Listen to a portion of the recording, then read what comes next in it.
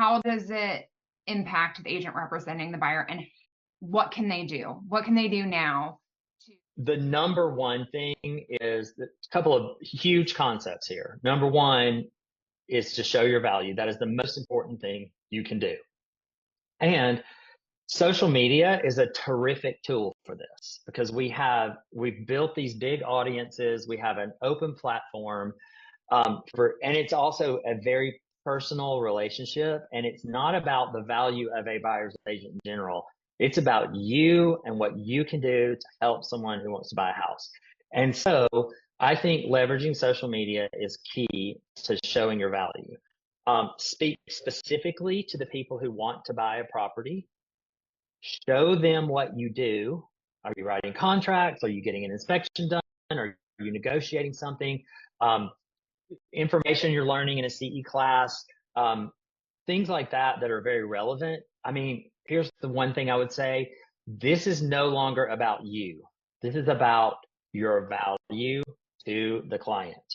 So let's make it, I mean, it needs to be personal, but let's keep it focused on what they need.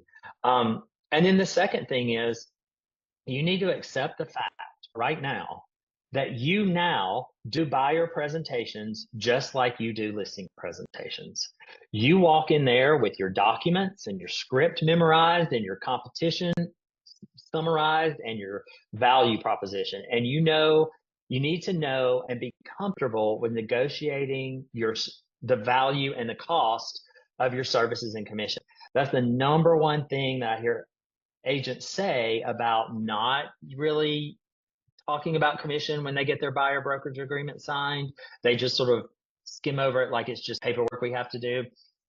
You don't do that in a listing agreement. You know you have competition, and you know you have to show them why they should list with you. Starting right now, this is what we do for buyer clients as well. So always use a brokerage agreement. And always discuss compensation, because that's actually legally, that could put you in legal liability if you don't literally talk about and negotiate with your client about your compensation. Now, when I say negotiate, that may mean that your compensation could come in different ways. It doesn't mean you have to take less, but it may mean you get a retainer up front.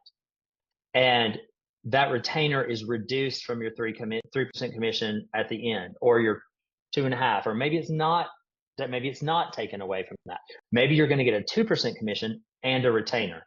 Think about what you do and how much time it takes you and what you're paying for to be able to do that. So for instance, if you write great contracts and you use your Association of Realtors forms, what does it cost for you to be a member of that association, and how long does it take for you to write and negotiate a contract? Put a dollar value on that per hour and be willing to think about that in your pricing. To do a CMA, to find out what the values are like, and what someone should offer on a property, that's worth a lot. You may keep them from overpaying, or at least you've given them better negotiation information. All of that has value, and be ready to talk about it. Here's the thing. I don't understand why amazing agents freeze up on buyer brokerage agreements. You negotiate listings and you justify your value for a listing presentation, and you negotiate great on behalf of your clients when you're negotiating a contract. So it's the same thing. You do it all day, every day. Just do it for buyers. You offer a lot of value there. In some ways, this has less risk to the agent because it's predictable income. If I go out with these buyers, I'm going to make $1,000, whether they buy anything or not.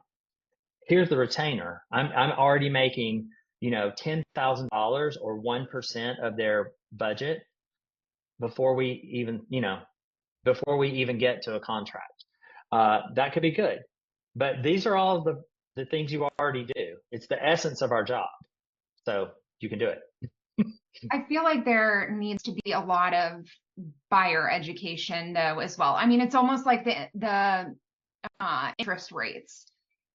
Compared to a couple years ago, they're extremely high. Compared to historically, they are not that high. But in everyone's head, we cannot buy a house right now because it is that much higher than it was a couple years ago. I feel like a lot of people will have the same thing of, why am I going to pay $1,000 to have an agent drive me around and show me houses when it used to be a different way? And it kind of goes back to what you were talking about with your car. It's like, it serves the same purpose. It just looks slightly different. But I do think that there's a lot of buyer education that will need to happen if we move in that direction.